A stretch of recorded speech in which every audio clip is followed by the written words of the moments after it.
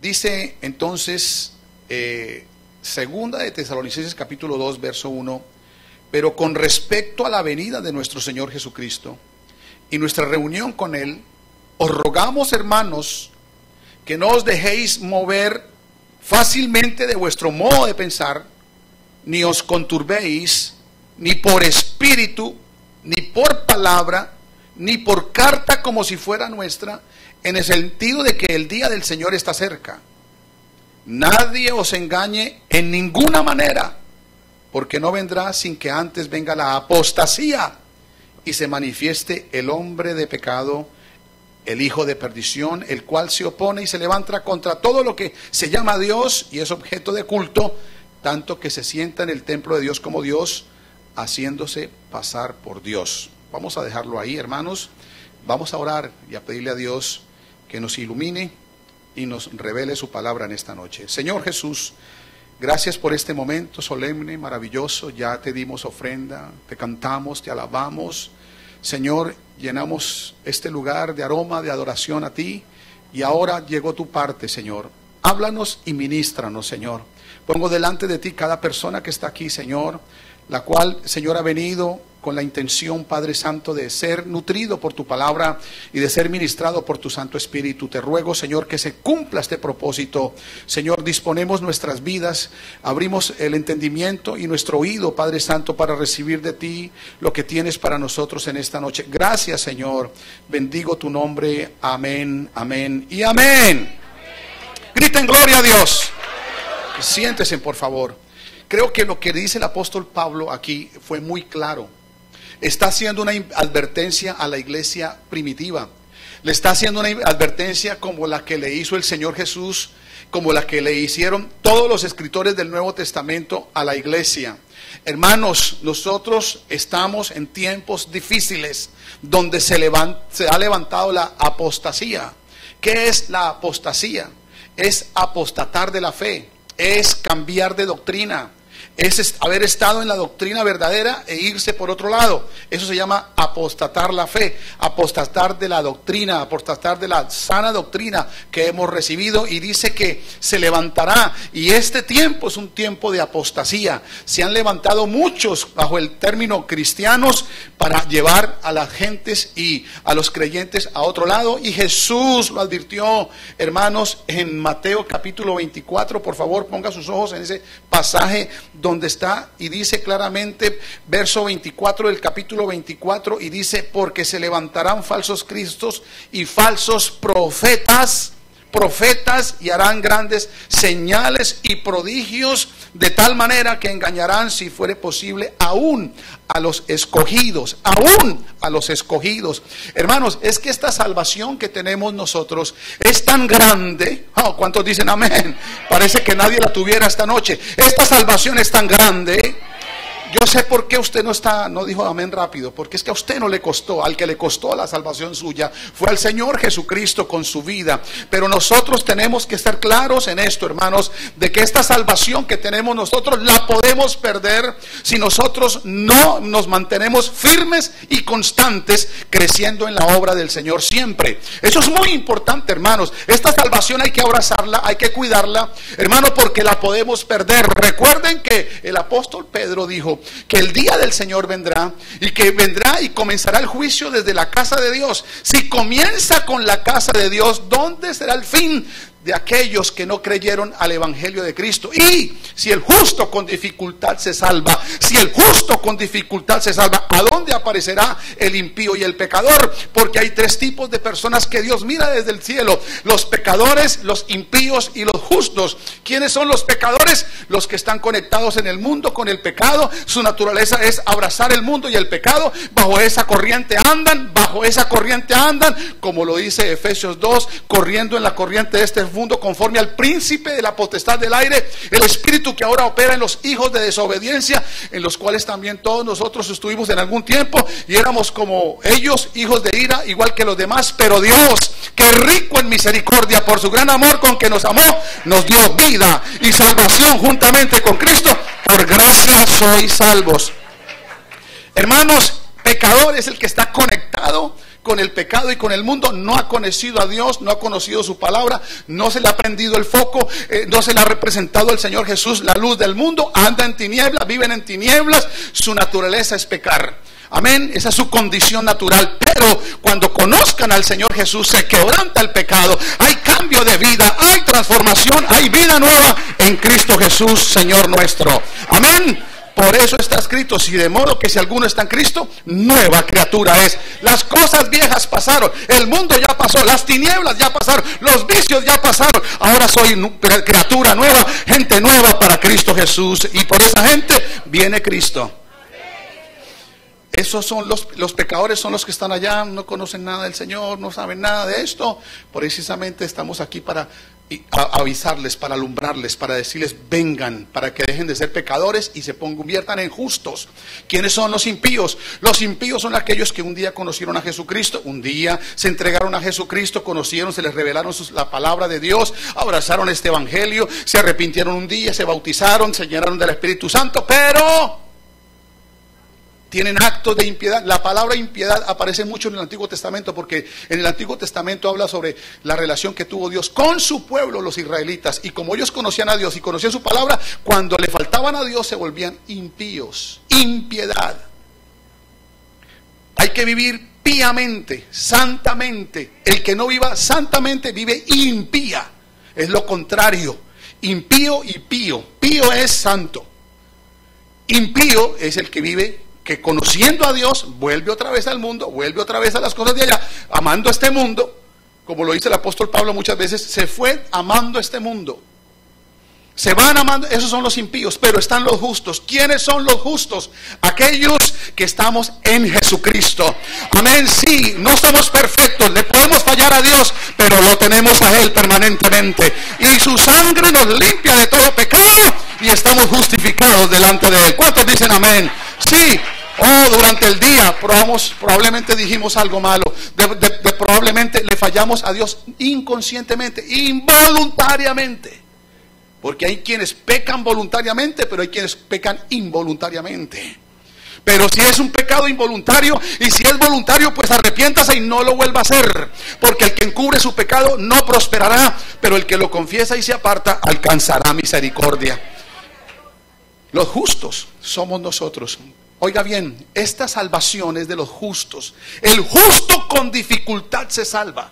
¿A dónde va a aparecer el impío y el pecador? ¿Para dónde van? Bueno, ya saben ustedes que hay dos lugares: el cielo con Jesucristo o el lago de azufre y fuego con Satanás. Hermano, no hay opciones. O eres o no eres. O estás en el mundo o estás en la iglesia. O estás en luz o estás en tinieblas. O estás en Cristo o estás allá en el mundo. Hermano, esto es claro. Jesús dijo: el que conmigo no recoge, desparrama.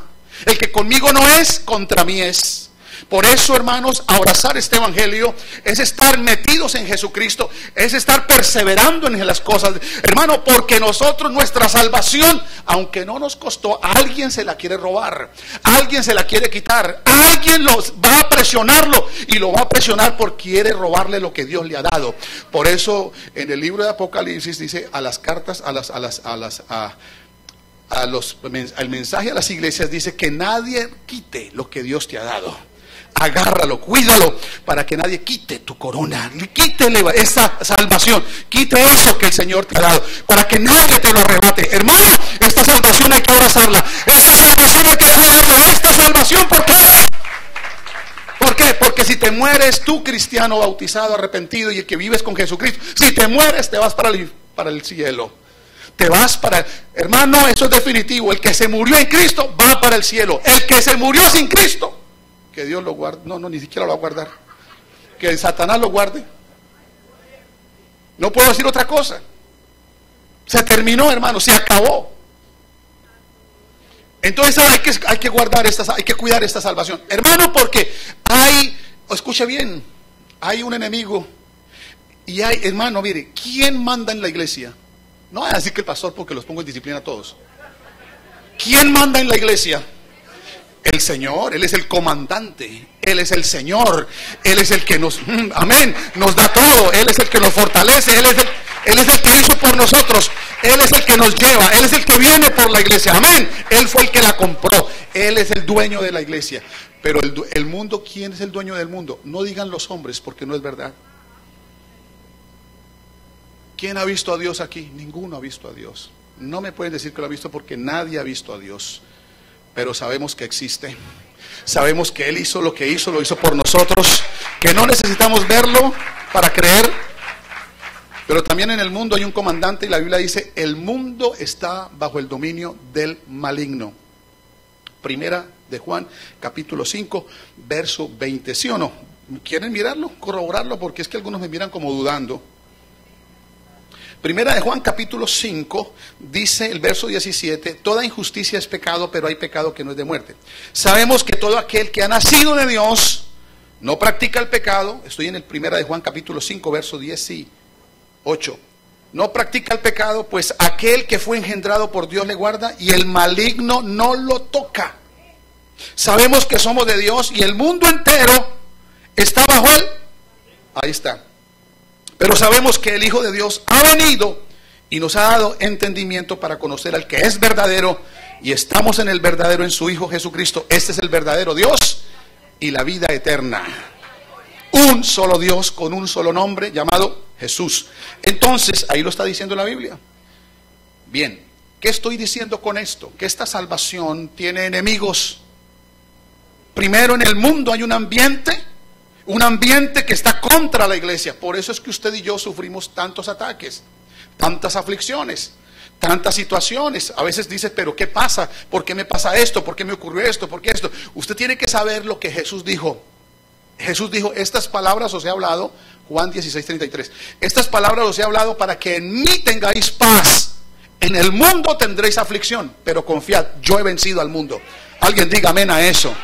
¿Eso qué significa, hermano? Oh, sí, en el mundo. ¿Por qué? Porque vas opuesta. El mundo va bajo una corriente, tú vas en contra de la corriente. Amén, tú no vas con la corriente, vamos en contra de la corriente. ¿Algunos han sentido el viento contrario? ¿Sí lo han sentido? Ah, bueno, pues eso sí, contra la corriente, hermanos. Ir en contra de la corriente. Por eso es que nos pasa lo que nos pasa muchas veces. Pero hay poder en Jesús, hermano. Aunque la corriente vaya, yo sigo contra la corriente y me levanto en el nombre de Jesús, porque soy más. Jesús dijo: yo vencí al mundo, y si Él venció, yo también venzo. Levante la mano y diga: yo también venzo. Vencemos, nosotros somos más que vencedores, vencemos todo. Pero escuchen bien, hermanos, esto hay que entenderlo muy claramente, porque hay, hermanos, no solamente el diablo, no solamente el mundo, sino que en el mundo están todas las estratagemas y la sutileza satánica para engañar a los que están en la iglesia. Por eso el apóstol está aquí diciendo, respecto a que el Señor Jesús viene y nuestra reunión con el Señor, el dueño de la iglesia, dice que no ruega el apóstol que no se dejen mover fácilmente de su manera de pensar, de lo que ya saben, de lo que han conocido, de la doctrina verdadera, de la doctrina que tenemos nosotros como la única fuente de verdad.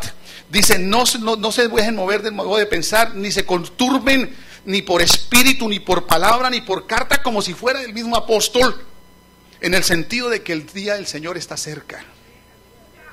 Nadie os engaña en ninguna manera. Les digo, hermanos, esta falsa doctrina del G12 es un invento de Satanás para perturbar a muchos cristianos. Y ¿por qué? Porque es el producto de un deseo de crecimiento para multiplicación económica y numérica. No espiritual, numérica y económica. Porque en la medida que crezca numéricamente una congregación, también crece económicamente.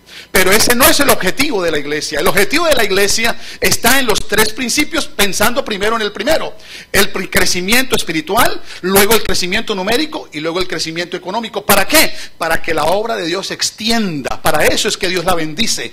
Pero hay quienes, ahí se levantaron, estos del G12, que todo esto, hermanos, esto hace parte de la apostasía, porque un pastor no le crecía a la congregación, y entonces ¿qué hizo? Pues se fue a buscar a alguien a quien le había crecido abundantemente, y se fue para Corea, allí con el pastor que que tenía en ese momento, en aquellos tiempos, en el año 92, era el pastor que tenía la iglesia más grande del mundo en Corea. Este hombre se fue para allá a mirar cuál era el producto del crecimiento y se dio cuenta, tomó algunas cosas y dice que ahí se le apareció el Espíritu de Dios y le dio instrucciones nuevas para que él desarrollara una nueva manera de crecimiento y de visión para el crecimiento de la iglesia.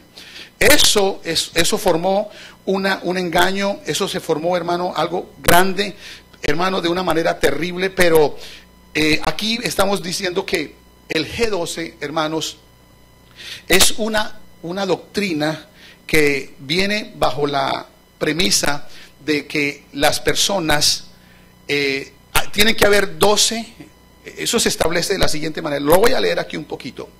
Dice aquí que este hombre leyó y oyó al famosísimo Jong Chu, el pastor de la iglesia más grande del mundo en Corea. Inclusive este pastor viajó en una oportunidad a Corea, donde absorbió la enseñanza y comenzó a aplicar aquellos extraños principios y leyes espirituales que estaban rigiendo el mundo espiritual en el mundo de la cuarta dimensión. Oiga eso, hermanos. La filosofía de Jong Chu, según aseguran, cambió la vida de este pastor y lo puso cara a cara con Dios, donde el Señor le entregó los fundamentos para el G12. Este hombre dice que el G12, cuando Dios le mostró la proyección de crecimiento, se maravilló. Entonces este pastor comenzó a aplicar en su pequeña iglesia el sistema que traía de Corea y comenzó a tener unos resultados numéricos y económicos extraordinarios. Él fundó la iglesia más grande numérico en Colombia, se llama Misión Carismática Internacional. Misión Carismática Internacional. Inclusive escribe un libro para dar a conocer la experiencia y su nuevo modelo de evangelización para el siglo XXI, que dice: sueña y ganarás al mundo. Él mismo dice, se puede decir que un pastor que no entre en esta dimensión está matando el progreso del evangelio en su propia congregación. Todo pastor debe cambiar su tradicional manera de pensar, romper los moldes y entrar en la visión celular. Eso es lo que él dice. Si un pastor cambia, el milagro ya está hecho, pues de esta manera podrá influenciar toda su comunidad, que contrario a lo que dijo el apóstol Pablo a Timoteo acerca de mantenerse firme en la doctrina única y verdadera. Como dice 1 Timoteo 5:16, ten cuidado de ti mismo y de la doctrina, persiste en ello, pues haciendo esto te salvarás a ti mismo y a los que te oyeren. El apóstol también le dijo a Timoteo en 2 Timoteo 3:14, pero persiste tú en las cosas que has aprendido y te persuadiste, sabiendo de quién has aprendido y que desde la niñez has sabido las sagradas escrituras, las cuales te pueden hacer sabio para la salvación por la fe que es en Cristo Jesús. Amén. Hermano, el sistema de este G12 es el siguiente. Jesús eligió para alcanzar las multitudes 12 hombres. Se quedó con estos 12 hombres permanentemente hasta que los entrenó y los envió, dándoles autoridad y poder para discipular a las naciones. El llamado es encontrar a los 12 y reproducir el carácter de Cristo en ellos. El movimiento de los G12 se proclama y se presenta como la gran propuesta del nuevo milenio. La Biblia nunca nos habla, y habla la iglesia apostólica de esto, que haya usado el método de los 12 para crecer. Eso no lo muestra ni Pablo, ni Pedro, ni Judas, ni Juan. Pero el número 12, como forma y método para el desarrollo del cristianismo primitivo, no está formado en la Biblia. Por el contrario, Dios era quien hacía crecer la iglesia, agregando multitudes de personas que eran transformadas y cambiadas por la sencilla y poderosa predicación de la palabra del Señor. Pero el crecimiento de la iglesia por células o G12 se hizo conocido en gran parte en Latinoamérica. Las iglesias evangélicas del Brasil imitaron el modelo y experimentaron un impresionante crecimiento numérico, y luego la visión se traspasó fuertemente a Centroamérica, México y Suramérica. La idea que trae G12 es que ellos son los que pueden y tienen la llave del evangelismo exitoso y efectivo, y la visión llega directamente de Dios. ¿Cuál es el modelo? Bueno, elaboró este señor 4 puntos vitales, los cuales los llamó la escalera del éxito. La escalera del éxito, los cuales, aplicados a cualquier iglesia en un 100%, según el patrón original, traerá como consecuencia lógica todos los logros y metas trazadas por el G12. Estos puntos son: número 1, ganar. Número 2, consolidar. Número 3, discipular. Y número 4, enviar. Ese es el método inicial de este pastor creador del G12. El método G12 se usa para establecer falsas enseñanzas. Son los llamados, ellos tienen 3 encuentros, retiros que hacen ellos. Y el primero se llama preencuentros, el segundo se llama encuentros y posencuentros. Y eso es interesante. ¿Qué es un preencuentro? Ellos le llaman la etapa de preparación para los que participan del encuentro. Que se usa una metodología especial para que el participante reciba instrucción previa y sea motivado a participar de todo lo que viene a su futuro. Estas clases y conferencias son obligatorias. Allí se les enseña sobre el poder de la oración, seguridad de la salvación y guerra espiritual. Quienes no participen en ella no podrán asistir a los encuentros, el paso siguiente, donde se les asegura que en ellos tendrá la gran bendición y tendrán una nueva y transformadora experiencia en Cristo. ¿Qué son los encuentros? Es un retiro espiritual donde es llevado todo aquel que ha participado del preencuentro. Obviamente todo esto tiene un elevado costo en lo económico. Todos los participantes deben cancelar antes de participar. Se les aparta un lugar desconocido por 3 días. Y yo no sé si ustedes se acuerdan, en la iglesia allí en la 150 habíamos 2 congregaciones. Y hay veces, aquí se unió a nosotros la hermana Dorita, porque un día llegó y no había nadie en la iglesia. ¿Qué pasó? Todos estaban en un encuentro, porque es una iglesia que participaba de esa manera de trabajar, usaban el G12. ¿Qué tiene esto, hermanos? En los encuentros, dicen entonces, se les aparta un lugar desconocido por 3 días donde recibirán la experiencia de encontrarse con Cristo y su vida espiritual tendrá un vuelco impresionante. Allí se les imparte toda enseñanza del G12 en torno a la guerra espiritual, liberación de demonios, quiebro de maldiciones, etc. Allí se practican actividades asombrosamente parecidas a las desarrolladas por Ignacio de Loyola, fundador de la Compañía de Jesús. Ese hombre que formaba grupos para liberar a la gente. Dice aquí también que se les obliga a hacer un pacto de silencio. Y ellos no podrán hablar a nadie de lo que se les dice que hagan o que sientan en aquel encuentro. Piénsenlo muy bien. El que haya estado en el G12 sabe que donde los meten en esos retiros, ahí no pueden decir después cuando salgan nada de lo que pasó allí. Eso es el G12. Nosotros nos encontramos ahora que estuvimos en Minneapolis con mi esposa, ahí en la iglesia, una mujer que tenía, hermanos, hablaba muy bonito, estaba allí sintiendo la presencia del Señor y estaba ahora y dijo, yo salí corriendo del G12, claro que tenía, hermanos, yo les voy a decir, pero tenía una sombra aquí encima, azul oscura, terrible, hermanos. Terrible, eso parecía, no puedo decirles qué parecía, pero era terrible. Y hablaba muy bonito la hermana y nos dijo que ella venía del G12 y que el G12 la puso a ella a esto, hermanos. La puso, este es el sistema de ellos. Ellos quieren que si usted entra en esos encuentros y en el post-encuentro ya está listo para formar una célula. Tiene que conseguirse 12 personas y usted es el líder de ese grupo. No importa cómo esté, ahí lo bautizan a usted, esté casado o no esté casado, ahí lo bautizan a usted como quiera. Usted tiene que ser bautizado porque así dice la Biblia, sin entender las cosas y las doctrinas bíblicas. Es que ahí apresuran el crecimiento de las personas para que sean líderes, porque también se desarrolla otro sistema ahí en G12 y es que usted es una persona de éxito, que usted se desarrolla la metafísica, que es el poder del poder subconsciente, de que usted sí puede, de que usted sí es, de que usted tiene poder, de que usted tiene autoridad, de que Dios le dio la autoridad. Es decir, que su ego se crezca y que usted comience a tener dominio sobre 12. Después que usted tiene esos 12, tiene que elegir que esos 12 se preparen, vayan al preencuentro, encuentro y posencuentro y también sean líderes y cada uno tenga 12. ¿Me entienden? Eso, sin tener, hermano, una preparación. Es más, aquí hay otras cosas.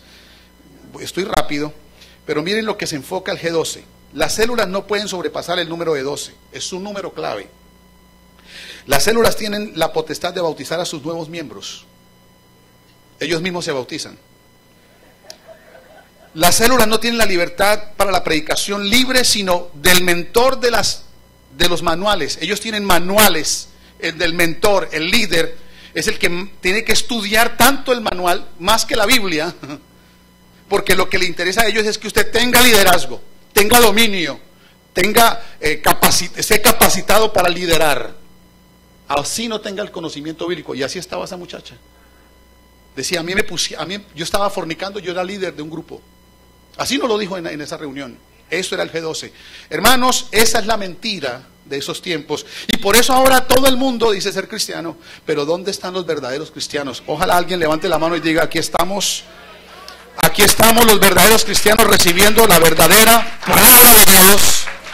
Amén. Número 4, en las células se enfatiza la obligación de los miembros de asistir a los preencuentros, encuentros y posencuentros. Número 5, se usa un sistema de presión psicológica para estimular el ego de la gente. Se les insta a ser valientes y se condena a los cobardes. ¡Tú puedes! Se le dicen a ellos, ¡tú puedes! ¡Tú tienes un hombre dentro! ¡Autoridad! ¡Tú tienes a Cristo! ¡Mueve ese poder! Eso no es así, hermanos. Eso es si Dios quiere. Amén.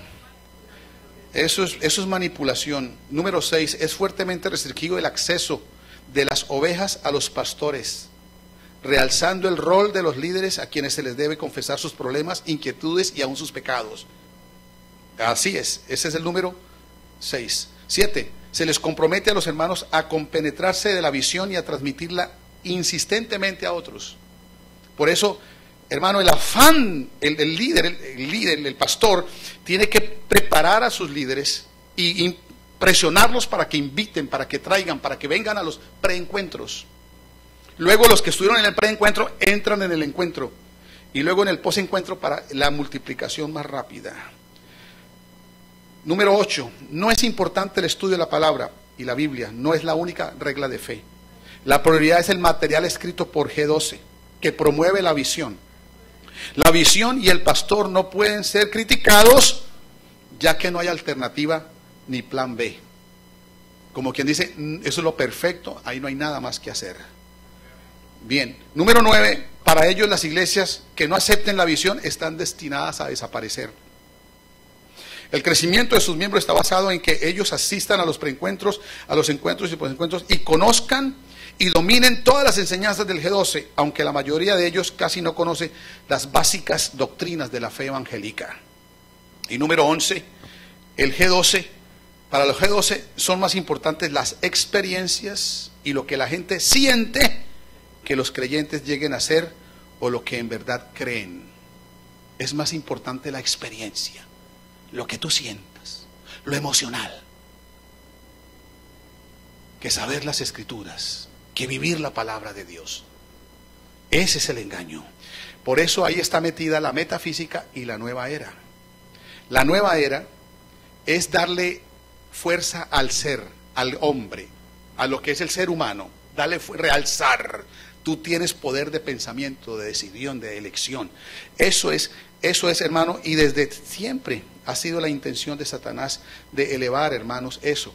¿Por qué? Escuchen, y voy a terminar con esto, hermanos. Recuerden, hermanos, que lo que quiere hacer Satanás es perturbar mediante una verdad, mediante una mentira la verdad. Pero creerle a la gente que están en la verdad. Por ejemplo, G12. Recuerden que Jesús tuvo 12 discípulos. Entonces eso le da a la gente, sí, esto es verdad. Entonces vamos a por ahí venden la idea. Pero recuerden, hermanos, que cuando Moisés llegó a Egipto, ¿se acuerdan? Bueno, cuando llegó a Egipto, él comenzó a hacer los milagros. ¿Quiénes lo imitaban? Los brujos de Faraón hacían lo mismo, imitaban. Pero recuerden, hermanos, que ese poder de imitación es limitado, porque sí convirtieron el río en rojo, en sangre. También hicieron otras cosas que hicieron, pero recuerden que hubo un momento en el cual ellos no pudieron hacer las cosas que Dios estaba haciendo, y lo hizo con lo de los piojos. Los piojos no lo pudieron multiplicar. Eso hace parte, hermanos, de la manera como Satanás imita la obra de Dios, casi en forma idéntica, pero siempre con ciertos límites. Y eso es precisamente lo que Satanás está haciendo con el G12 y la visión celular, ya que muchísimos de los principios son promovidos por la nueva era, la metafísica, y están siendo aceptados y aplicados por predicadores, hermanos, el positivismo, la visualización, la teoterapia y la divinidad del hombre. la nueva unción, la sanidad interior. Hermano, ellos traen también la regresión, eso de ir y allá regresarse y comenzar a hacer cosas desde atrás para estimular a la gente a que venga y haga cosas. Hermanos, eso son prácticas completamente diabólicas. Por eso, hermanos, hay que tener cuidado con eso. Hay que tener cuidado con eso. Este sistema apareció hace muchos años y casi yo vi en algunas de las iglesias cristianas del nombre cierta penetración de esto, hermanos. Estuve en una conferencia donde un pastor lo llamaron y nos dio una exposición perfecta, hermano, y miró en la Biblia cómo David tuvo sus 12, cómo Salomón tuvo sus 12, cómo iban los 12. Todo iba cuadrando perfectamente para que la gente hiciera eso. Pero ese no es un sistema que practicó la iglesia primitiva. Ese es un engaño de Satanás, porque hermano, no pueden haber líderes en pecado preparando otros líderes, hermanos. ¿Cómo así? Eso va en contra de la doctrina verdadera. Amén. No tiene la capacidad, hermano. Para ser un ministro se necesitan varios años, hermanos. Para que un ministro pueda estar listo para ministrar gente, hermanos, se necesita una calidad, hermano. Dios tiene estándares de santidad, hermanos, muy elevados para servir. Por eso cualquiera no puede pasar a un púlpito a dar, hermano, tiene que haber, son personas que deben estar verdaderamente guardadas, preparadas para servir al Señor. ¿Cuántos creen eso? Por eso hay quienes se desesperan, es que quiero servir, pero si todavía no estás preparado, todavía no estás depurado del pecado, todavía fallas en ciertas cosas, ¿cómo quieres pararte detrás de un púlpito a hacer cosas que todavía no puedes? Tienes que esperar. Dios por eso te tiene ahí, preparándote, para que tú te limpies, para que tú te desintoxiques del mundo y de todas cosas y pueda usarte, porque Dios no pone vino nuevo en odres viejos. El vino nuevo en odres nuevos se va a deponer. Y por eso, hermanos, podemos, hermanos, decir claramente, hermanos, la primera vez que yo estuve detrás de un púlpito fue a los 3 años de estar en ese miembro de esa iglesia.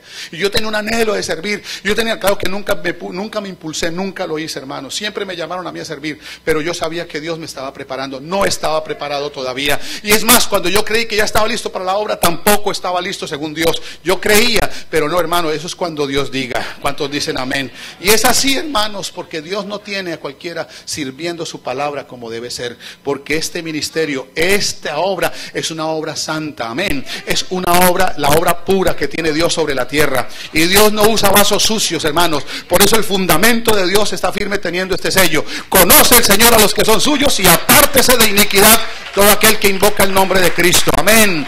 Por eso, hermanos, si alguno quiere servir, hermano, tiene que mire, hermanos, yo le digo una cosa: esto de querer servir no puede ser una cuestión emocional. Uno tiene que prepararse, uno tiene que meterse con Dios, uno no puede ser emocional, uno tiene que pagar un precio, hermano. Hay que estar en los cultos, hay que estar orando, hay que estar preparándose, hay que estar, hermano, ahí listos para ver qué hay que hacer. Así se comience barriendo a la iglesia, hermano. Ese es un buen comienzo, porque ahí se aprende humildad. Esa es una lección también, pero es que queremos estar detrás del púlpito. Pero no es así, hermanos. Esto es lo que nos enseña. Es esto, hermanos, y esto se ha practicado en muchas partes. Y hay miles de personas engañadas en este sistema que están viviendo un evangelio barato, un evangelio que no es digno, hermano. Gente diciendo que es cristiana, pero con sus hechos y con sus vidas lo niegan. Eso es lo que hay, eso es lo que está por crecer. Porque ahora cualquiera, hasta el borracho de la esquina, dice ser cristiano. Y eso no es cierto, hermano. El Señor conoce a los que son suyos. Conoce a los que son suyos, hermano. Y esto hay que hablarlo con propiedad, hermano. Cualquiera no puede decir, hermano. Uno tiene que mirar. Aquí vino una mujer, hermano, con pantalones apretados a decir que era una pastora y que Dios le había dicho una cantidad de cosas que venía a decirme a mí. Yo le dije, bueno, señora, usted no viene, no me diga más que usted es pastora, porque una pastora no anda como usted anda. Yo la veo a usted en la calle, usted es una mujer completamente del mundo. Usted muéstreme una vida en Cristo, muéstreme a alguien separado para Cristo, muéstreme una vida por dentro y por fuera para Cristo. Así es, hermanos. Hay tanta gente diciendo que el evangelio, que la salvación, que el cambio solamente por dentro. ¿Dónde está eso en la Biblia? Si el Señor dice aquí, presenten vuestros cuerpos en sacrificio vivo, hermano, todo vuestro ser, espíritu, alma y cuerpo sea guardado irreprensible. El cuerpo también tiene que ver, hermanos. Claro que eso es un proceso. Esto lo va haciendo Dios en cada servicio, en cada oración, en cada persona que se va metiendo con Dios, se va santificando, porque la senda de los justos es como la luz de la aurora, que va en aumento. Amén. Por eso, hermano, no nos dejemos deslumbrar. No nos dejemos dilumbrar. ¿Por qué creen, hermano? Nosotros tenemos aquí células, pero los que dirigen células están conmigo todos los domingos a las 9:30 de la mañana. ¿Qué están haciendo allá? Capacitándose. Ahí les estoy dando las instrucciones. ¿Que alguien quiere ser pastor? Tiene que estar allá. ¿Alguien se comprometió en un altar a ser pastor? ¿Por qué no se mete a las reuniones conmigo allá?